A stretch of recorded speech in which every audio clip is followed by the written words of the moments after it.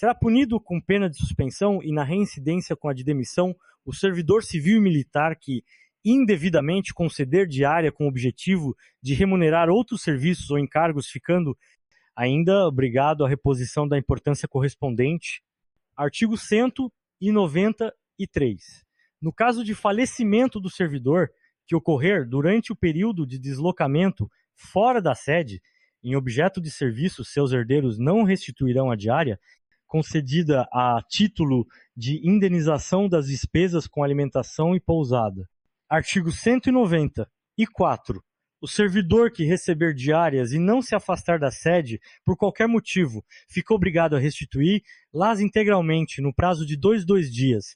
Parágrafo único. Na hipótese de o servidor retornar à sede em prazo menor do que o previsto para o seu afastamento, restituirá as diárias recebidas em excesso no prazo previsto no caput. Seção 6.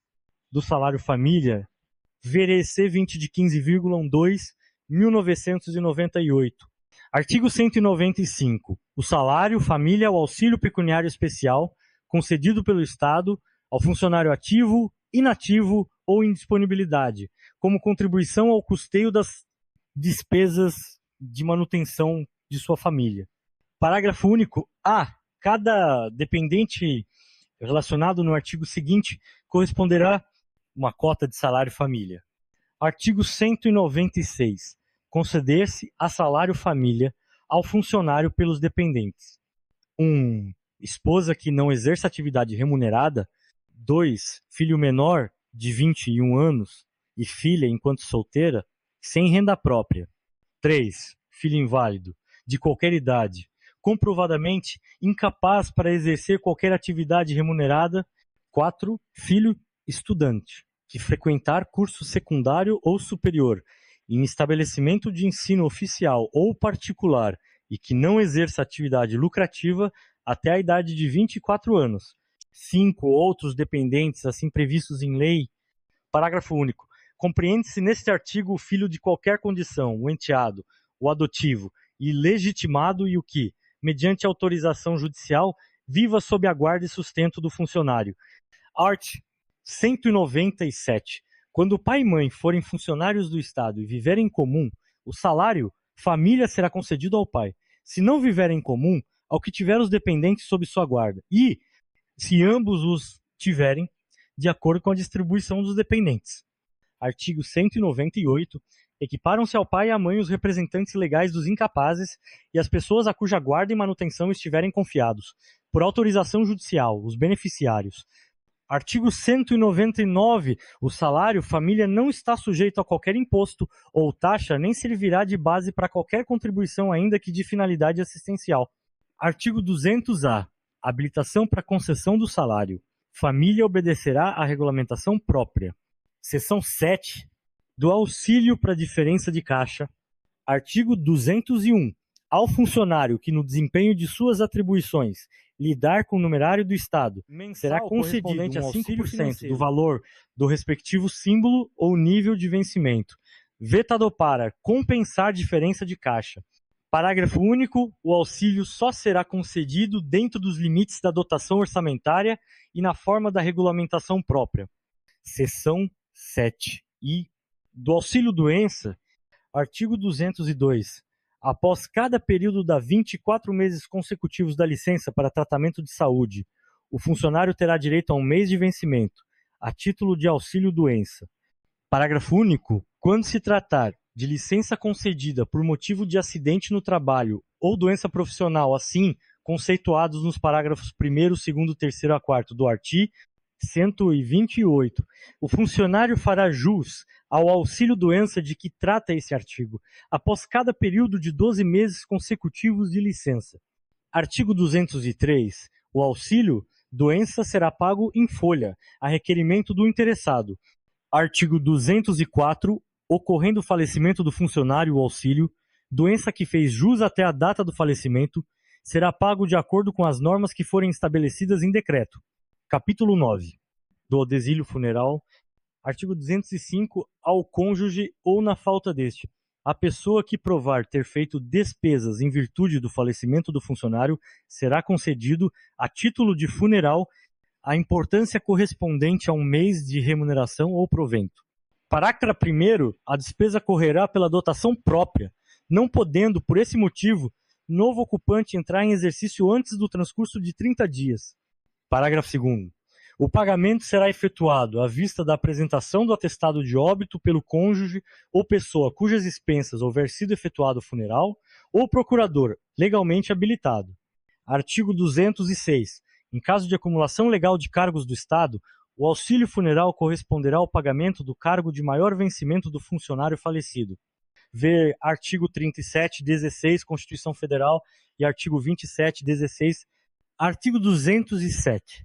Será concedido transporte ou meios para mudança à família do funcionário quando este falecer fora do Estado no desempenho do cargo ou de serviço.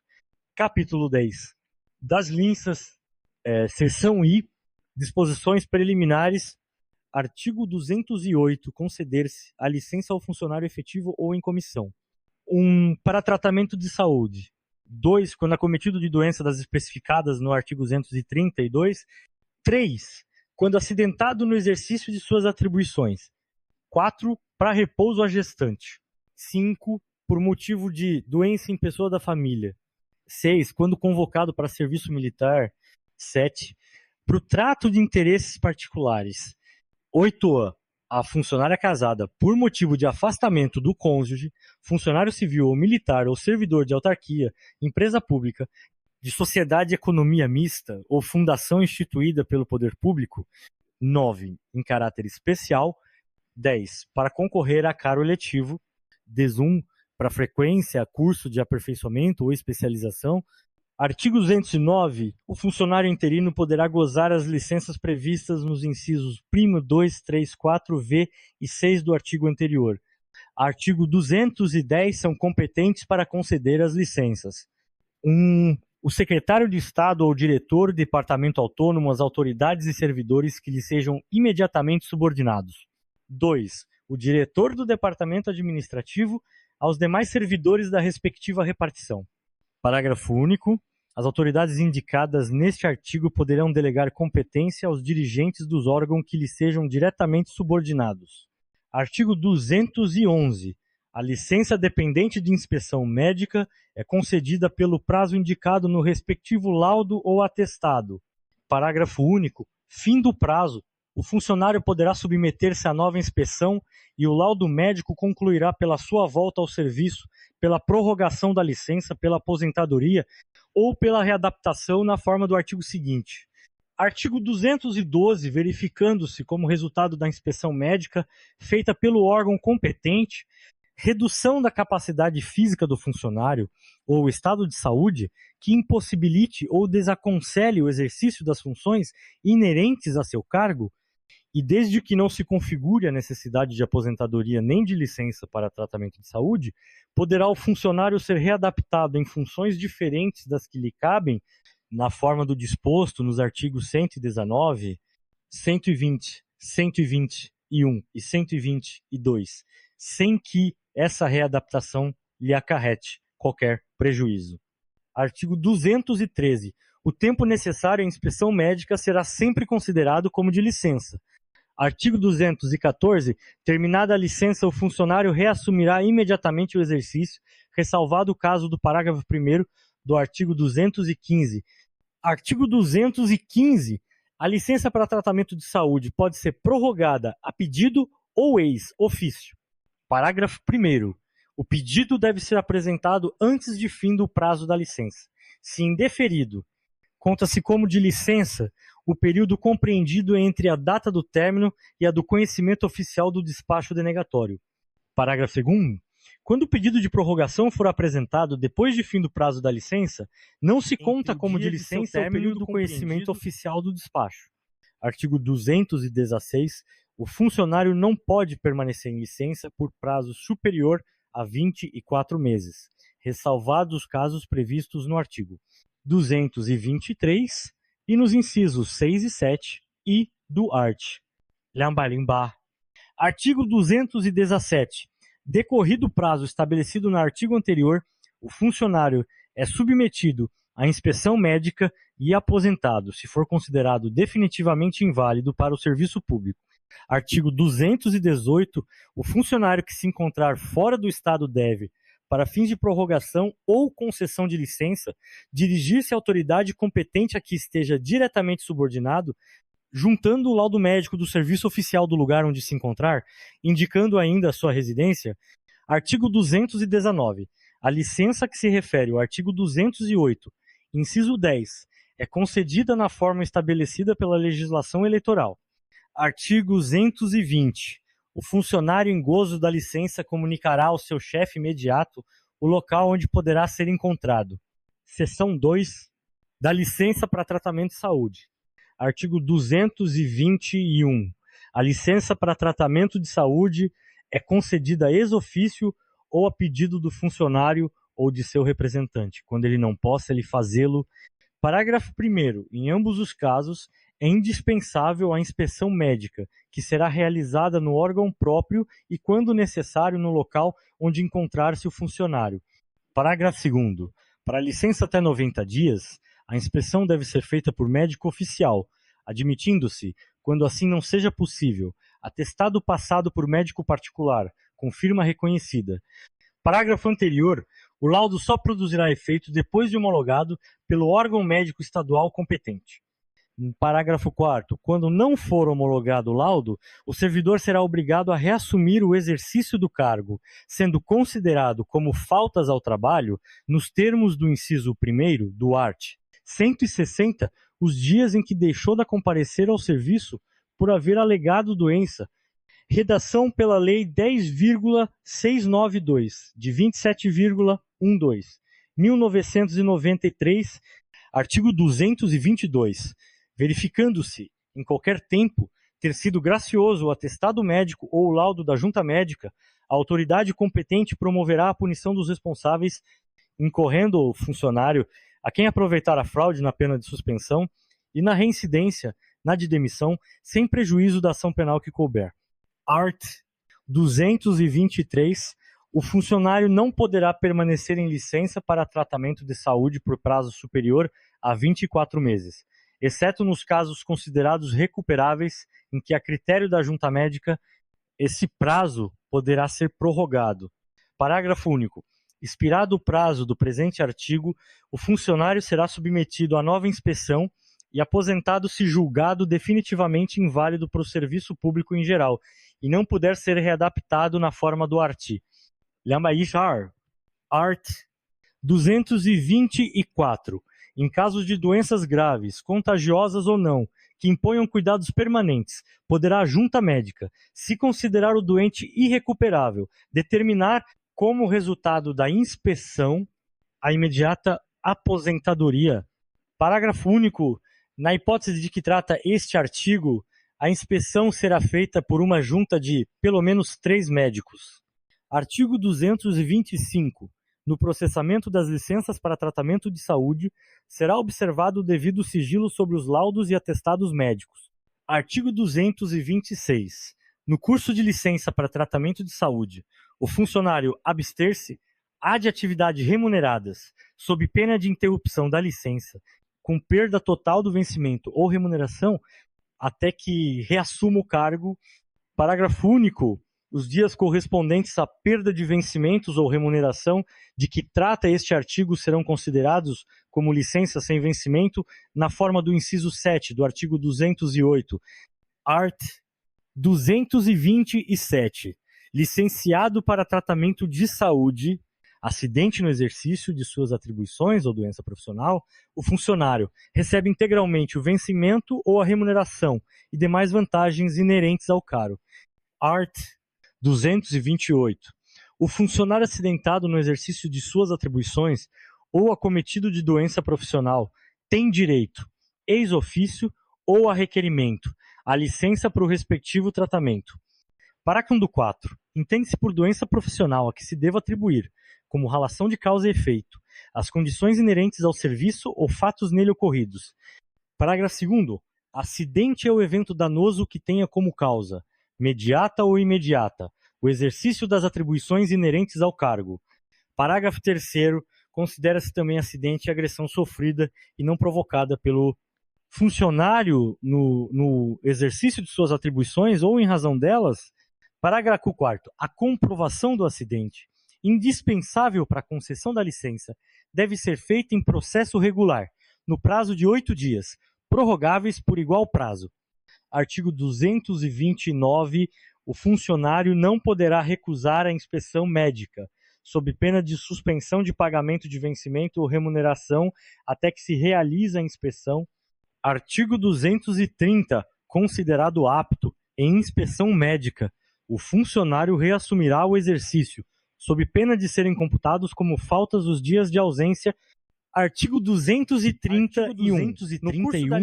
No curso da licença, poderá o funcionário requerer inspeção médica, caso se julgue em condições de reassumir o exercício ou com direito à aposentadoria. Seção 3 da Licença Compulsória, artigo 232.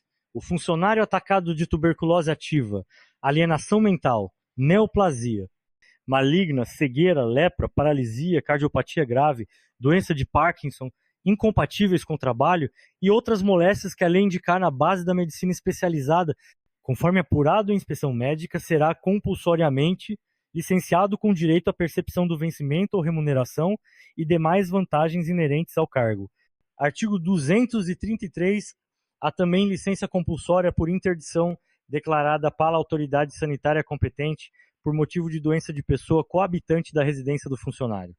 Artigo 234. Para a verificação das moléstias indicadas no artigo anterior, a inspeção médica é feita obrigatoriamente por junta oficial de 3 membros, podendo o funcionário pedir outra junta e novos exames de laboratório, caso não se conforme com o laudo. Artigo 235. A licença é convertida em aposentadoria na forma do artigo 217, antes do prazo estabelecido, quando assim opinar a junta médica por considerar definitiva para o serviço público em geral a invalidez do funcionário. Seção 4 da licença gestante, artigo 236. A funcionária gestante é concedida, mediante inspeção médica, licença por 3 meses, com percepção do vencimento ou remuneração e demais vantagens legais. Vê artigo 33-desi. Parágrafo 1º. Salvo prescrição médica em contrário, a licença será concedida a partir do início do 8º mês de gestação. Parágrafo 2º. Quando houver necessidade de preservar a saúde do recém-nascido, a licença poderá ser prorrogada por 3 meses. Parágrafo 3º. A funcionária gestante, quando em serviço de natureza braçal, terá direito a ser aproveitada em função compatível com o seu estado, a contar do 5º mês de gestação, sem prejuízo do direito à licença de que trata este artigo. Seção V da Licença por mote 4 de doença em pessoa da família. Art. 237.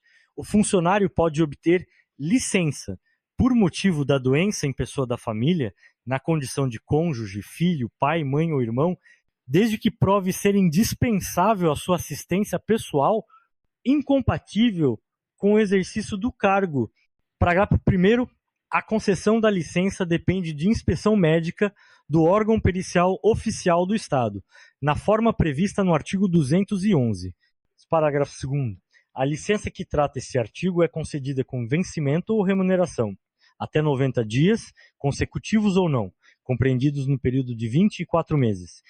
Parágrafo 3º. Ultrapassado o período de 90 dias, consecutivos ou não, a licença de que trata este artigo poderá ser concedida com os seguintes descontos: 1. De 50% do vencimento quando exceder de 90 dias até 180 dias.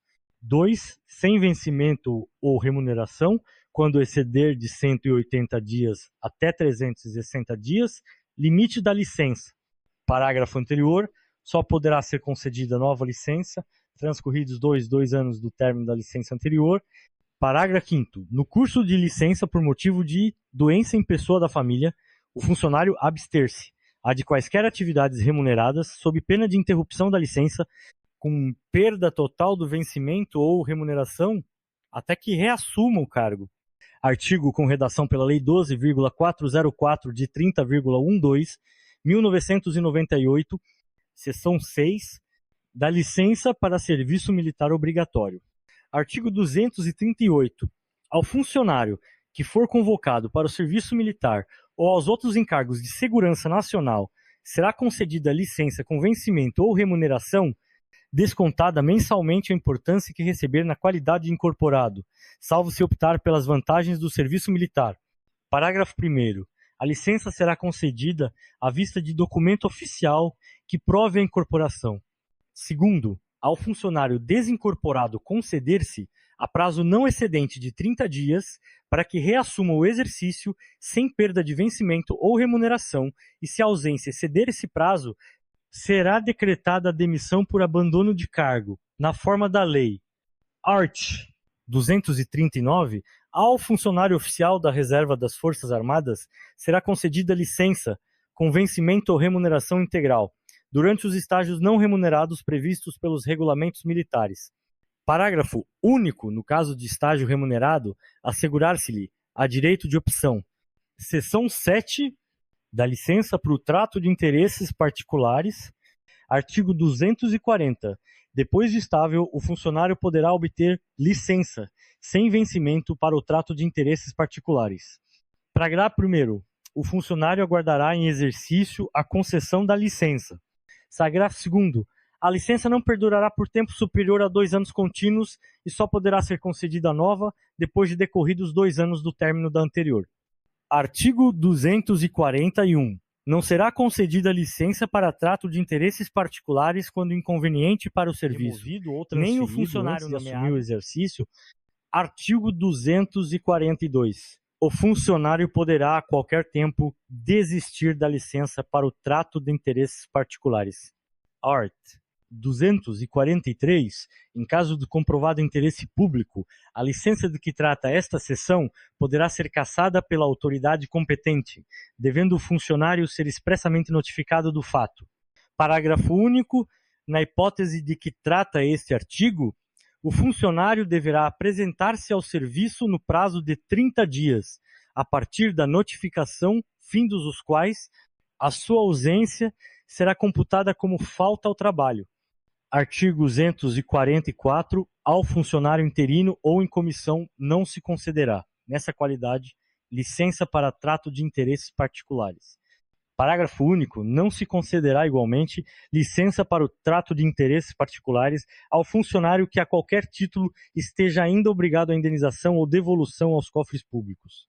Seção 7. E da licença funcionária casada com um servidor. Artigo 245. A funcionária casada com servidor público, civil ou militar. No caso de não ser possível, a remoção na forma do artigo. 67. Terá direito à licença sem vencimento quando o marido for mandado servir, independentemente de solicitação em outro ponto do Estado, do território nacional ou no exterior. Parágrafo único. A licença é concedida mediante pedido devidamente instruído, que deverá ser renovado de 2 em 2 anos. Artigo 246. Independentemente do regresso do marido, a funcionária poderá reassumir o exercício a qualquer tempo. Seção 9 da licença especial. Artigo 247. Ao funcionário estável que durante o período de 10 anos consecutivos não se afastar do exercício de suas funções, é assegurado o direito à licença especial de 6 meses por decênio, com vencimento ou remuneração e demais vantagens. Parágrafo único. Após cada quinquênio de efetivo exercício, ao funcionário que a requerer conceder-se a licença especial de 3 meses, com todos os direitos e vantagens inerentes ao seu cargo efetivo. Artigo 248. Revogado pela Lei 12,556 de 25,05/1999. Artigo 249. Para os fins previstos no artigo 247, não são considerados como afastamento do exercício. Férias e trânsito. 2. Casamento, até 8 dias. 3. Luto por falecimento do cônjuge, filho, pai, mãe, irmão, até 8 dias. 4. Convocação para o serviço militar. 5. Juri e outros serviços obrigatórios por lei. 6. Licença para tratamento de saúde, até o máximo de 6 meses por quinquênio. 7. Licença para o trato de interesses particulares, desde que não ultrapasse de 3 meses durante um quinquênio. 8. Licença por acidente em serviço ou moléstia profissional. 9. Licença funcionário gestante. 10. Licença por motivo de doença em pessoa da família. Até 3 meses por quinquênio. 11. Moléstia devidamente comprovada até 3 dias por mês. 12. Missão ou estudo no país ou no exterior, quando designado ou autorizado pelo chefe do Poder Executivo. 12. Exercício de outro cargo estadual, de provimento em comissão. 14. Faltas não justificadas até o número de 5 no quinquênio. Inciso determinado pela Lei 12,676 e 14,09/1999. Parágrafo único. Não se inclui no prazo de licença especial o período de férias regulamentares. Artigo 250. Não podem gozar licença especial, simultaneamente, o funcionário e seu substituto legal. Neste caso, tem preferência para o gozo da licença quem requerer em primeiro lugar, ou quando requerido ao mesmo tempo, aquele que tenha mais tempo de serviço. Parágrafo único. Na mesma repartição, não poderão gozar licença especial simultaneamente funcionários em número superior à sexta parte do total do respectivo quadro de lotação. Quando o número de funcionários for inferior a 6, somente um deles poderá entrar no gozo da licença. Em ambos os casos, a preferência será estabelecida na forma prevista neste artigo. Seção 10. Da licença para frequência a curso de aperfeiçoamento ou especialização. Artigo 251. Será concedida licença ao funcionário matriculado em curso de aperfeiçoamento ou especialização a realizar-se fora da cidade onde o servidor exercer suas funções. Parágrafo 1º. O aperfeiçoamento ou a especialização deverão visar o melhor aproveitamento do funcionário no serviço público. Parágrafo 2º.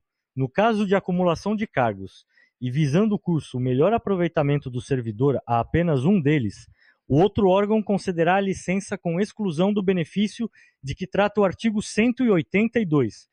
Parágrafo 3º. Realizando-se o curso na mesma localidade da lotação do servidor ou em outra de fácil acesso, em lugar da licença, será concedida simples dispensa do expediente pelo tempo necessário à frequência regular do curso. Capítulo DESI do funcionário estudante. Artigo 252 ao funcionário matriculado em estabelecimento de ensino será concedido, sempre que possível, por ato expresso do secretário de Estado ou diretor de órgão autônomo, horário especial de trabalho que possibilite mediante frequência comprovação por parte do interessado do horário das aulas para efeito de reposição obrigatória. Capítulo 12 do treinamento. Artigo 253. O Estado manterá, através do órgão competente, cursos de treinamento para os servidores civis do Poder Executivo. Artigo 254. Constituem-se, dentre outros, objetivos dos cursos de treinamento: 1. Fornecer ao servidor elementos gerais de instrução. 2. Ministrar técnicas específicas de administração, particularmente nos setores de planejamento administrativo, lançamento e arrecadação de tributo, elaboração e execução de orçamentos, administração de pessoal, administração de material, organização e métodos, relações públicas e problemas de chefia. 3. Ministrar aulas de preparação para concursos. Título 6. Da assistência e da previdência, capítulo I, vê emendas constitucionais sobre previdência. Disposições gerais, artigo 255. O Estado prestará assistência ao funcionário e à sua família. Ver artigo 34, D7I e artigo 42, artigo 256. Entre as formas de assistência incluem-se: 1. Assistência médica, dentária, hospitalar e alimentar, além de outras julgadas necessárias, inclusive em sanatórios e creches. 2. Previdência, seguro e assistência judiciária. 3. Financiamento para aquisição de imóvel destinado à residência do funcionário. 4. Cooperativas de consumo e de crédito. 5. Cursos de aperfeiçoamento e especialização profissional. 6. Centros de aperfeiçoamento moral, social e cultural dos funcionários e suas famílias, fora das horas de trabalho. Artigo 257. A assistência, sob qualquer forma, será prestada por intermédio de instituições próprias, criadas por lei, às quais seja filiado obrigatoriamente o funcionário com contribuição paritária do Estado. Ver artigo 42, parágrafos 1º e 4º, parágrafo único, a assistência em determinadas formas, quando julgado conveniente, poderá excepcionalmente ser prestada através da entidade da classe, mediante convênio e concessão de auxílio financeiro destinado especificamente a tal fim. Artigo 258. A pensão aos beneficiários do funcionário falecido é atendida por instituição de previdência social.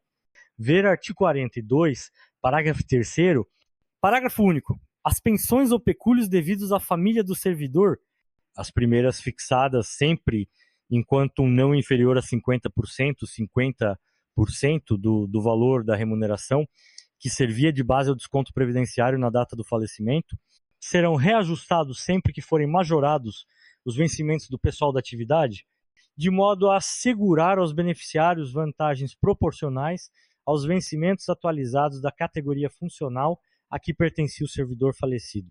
Ver artigo 40, parágrafo 5º, Constituição Federal, artigo 259. Os planos de serviços assistenciais de que trata esse capítulo constituem matéria de leis especiais. Parágrafo único, vetado. Capítulo 2 da Pensão Especial. Art. 260, fica assegurado à viúva e aos filhos de servidor estadual, sem prejuízo da pensão devida normalmente pelo órgão previdenciário, o direito de perceberem mensalmente uma pensão especial, mínimo, correspondente à diferença entre a pensão concedida pelo Instituto de Previdência do Estado para na presidência e a 60% da remuneração do mês anterior ao falecimento, quando este ocorrer com o funcionário em atividade. Ou 2, corresponde a 50% da remuneração do mês anterior ao do falecimento do funcionário.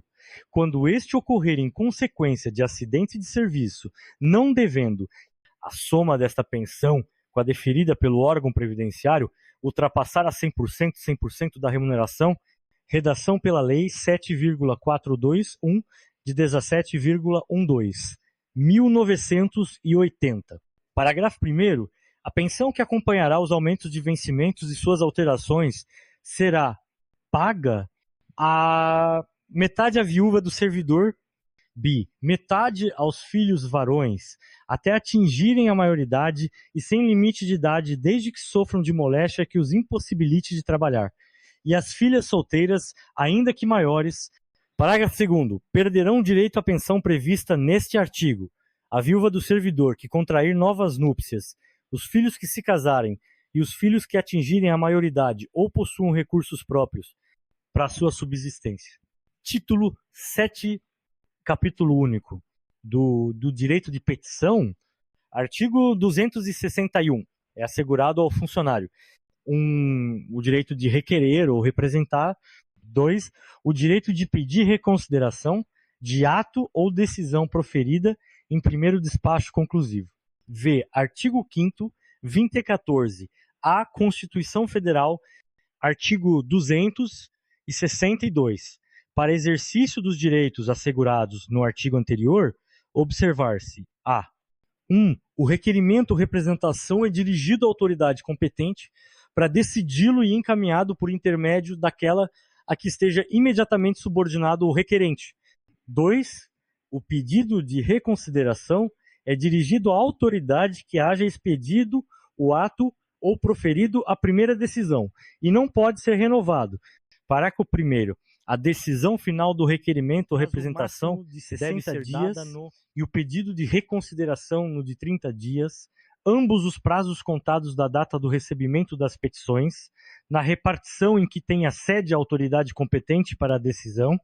Parágrafo 2º. Proferida a decisão, é ela imediatamente publicada no órgão oficial, sob pena de responsabilidade do servidor com o encargo da publicação.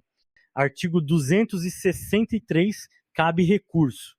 1. Do indeferimento do pedido de reconsideração. 2. Das decisões sobre recursos sucessivamente interpostos. Parágrafo 1º. O recurso é dirigido à autoridade imediatamente superior a que tenha expedido o ato ou tenha proferido a decisão, observados o prazo e condições estabelecidos para a decisão final de requerimento ou representação constantes dos parágrafos 1º e 2º do artigo anterior. Parágrafo 2º. O encaminhamento do recurso é sempre feito por intermédio da autoridade a que esteja imediatamente subordinado o recorrente. Artigo 264. O pedido de reconsideração e o recurso não têm efeito suspensivo. O que for provido retroagirá, nos seus efeitos, a data do ato impugnado. Artigo 265. O direito de pleitear na esfera administrativa prescreverá 1 em 5 anos. Quanto aos atos de que decorram demissão, aposentadoria ou sua cassação e disponibilidade, 2 em 120 dias. Nos demais casos, artigo 266. Os prazos de prescrição contar-se-ão da data da publicação no órgão oficial do ato impugnado ou, quando este for de natureza reservada, da data da ciência do interessado, a qual deverá constar do processo respectivo. Artigo 267. O pedido de reconsideração e o recurso, quando cabíveis, interrompem a prescrição até 2 vezes, recomeçando-se a contagem do prazo a partir da data da publicação oficial do despacho denegatório ou restritivo do pedido. Artigo 268. São improrrogáveis os prazos estabelecidos neste capítulo. Artigo 269. A instância administrativa poderá ser renovada. 1. Quando se tratar de ato manifestamente ilegal. 2. Quando o ato impugnado tenha tido como pressuposto depoimento o documento cuja falsidade venha a ser comprovada. 3c. Após a expedição do ato, surgir elemento novo de prova, que autorize a revisão do processo. Artigo 270. As certidões sobre matéria de pessoal serão fornecidas pelo órgão competente, de acordo com elementos e registros existentes, obedecidas às normas constitucionais. V. Artigo 5º, 2014b, Constituição Federal. Artigo 271. Ao funcionário interessado ou a seu representante legal será dada a vista do processo administrativo, quando autorizado pela autoridade competente. Título 7. I. Do regime disciplinar. Capítulo I. Da acumulação. Artigo 272. É vedada a acumulação remunerada, exceto a de um cargo de juiz e um de professor.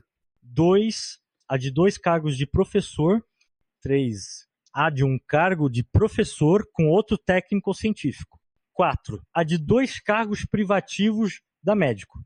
V. Artigo 37, 16. Constituição Federal e artigo 27, 16, parágrafo 1º. Em qualquer dos casos, a acumulação somente é permitida quando haja correlação de matéria à compatibilidade de horário. Parágrafo 2º. A proibição de acumular se estende a cargos, funções ou empregos em autarquias, empresas públicas e sociedade de economia mista. Ver artigo 37d7, Constituição Federal e artigo 27d7, parágrafo 3º. A proibição de acumular proventos não se aplica aos aposentados, quando no exercício de mandato eletivo, cargo em comissão ou ao contrato para prestação de serviços técnicos ou especializados. V. Artigo 27, parágrafo 10. Artigo 273. Verificada, em processo administrativo, acumulação proibida e provada boa-fé, o funcionário será obrigado a optar por um dos cargos. Parágrafo único. Provada má-fé, o funcionário perde todos os cargos e restituirá o que tiver recebido indevidamente. Artigo 274. As acumulações serão objeto de estudo e parecer individuais por parte do órgão, para esse fim criado. Artigo 275. É vedado o exercício gratuito de função ou cargo remunerado. Artigo 276. O funcionário não pode exercer, simultaneamente, mais de uma função gratificada, bem como receber cumulativamente vantagens pecuniárias da mesma natureza, salvo as exceções estabelecidas em lei. V. Artigo 37, 16, Constituição Federal e artigo 27, 16. Artigo 277. Não se compreendem na proibição de acumular nem estão sujeitas a quaisquer limites à percepção conjunta de pensões civis ou militares. 2. De pensões com vencimento, remuneração ou salário. 3i. De pensões com proventos de disponibilidade, aposentadoria ou reforma. 4. De proventos resultantes de cargos legalmente acumuláveis. 5. De proventos com vencimento ou remuneração, nos casos de acumulação legal. Art. 278. O funcionário efetivo em comissão, aposentado ou em disponibilidade, quando designado para apenas um órgão legal de deliberação coletiva, poderá perceber a gratificação respectiva, além do vencimento ou provento da inatividade. V. Artigo 27, parágrafo 10, capítulo 2, em razão do cargo ou função, salvo quando se tratar de depoimento em processo judicial, policial ou administrativo. 12. Cometer a pessoa estranha ao serviço do Estado, salvo nos casos previstos em lei, o desempenho de encargo que lhe competir ou a seus subordinados. 12. Censurar pela imprensa ou por qualquer outro órgão de divulgação pública as autoridades constituídas, podendo, porém, fazê-lo em trabalhos assinados, apreciando atos dessas autoridades sob o ponto de vista doutrinário, com ânimo construtivo. 14. Entreter-se nos locais e horas de trabalho, em palestras, leituras ou outras atividades estranhas ao serviço. 5. Deixar de comparecer ao trabalho sem causa justificada. 16. Atender pessoas estranhas ao serviço, no local do trabalho, para o trato de assuntos particulares. 17. Empregar materiais e bens do Estado em serviço particular ou, sem autorização superior, retirar objetos de órgãos estaduais. 18. Aceitar representações de estados estrangeiros. 19. Incitar greves ou aderir a elas. Ver artigo 37, 7, Constituição Federal, e artigo 27, 7. 20. Exercer comércio entre os colegas de trabalho. 21. Valer-se de sua qualidade de funcionário para melhor desempenhar atividade estranha às suas funções ou para lograr qualquer proveito, direta ou indiretamente, por si ou por interposta pessoa. Parágrafo único. Não está compreendido no item 7 deste artigo a participação do funcionário em cooperativas e associações de classe, na qualidade de dirigente ou associado. Capítulo V. Da responsabilidade. Artigo 286. Pelo exercício irregular de suas atribuições, o funcionário responde civil, penal e administrativamente. Artigo 287. A responsabilidade civil decorre de procedimento doloso ou culposo, que importe em prejuízo da fazenda estadual ou de terceiros. Parágrafo 1º. A indenização de prejuízo à fazenda estadual, no que exceder os limites da fiança, poderá ser liquidada mediante desconto em prestações mensais não excedentes da quinta parte do vencimento ou remuneração, à falta de outros bens que respondam pela indenização. Parágrafo 2º. Tratando-se de dano causado a terceiros, responderá o funcionário perante a Fazenda Estadual em ação regressiva proposta, depois de transitar em julgado a decisão de última instância que houver condenado a Fazenda a indenizar o terceiro prejudicado.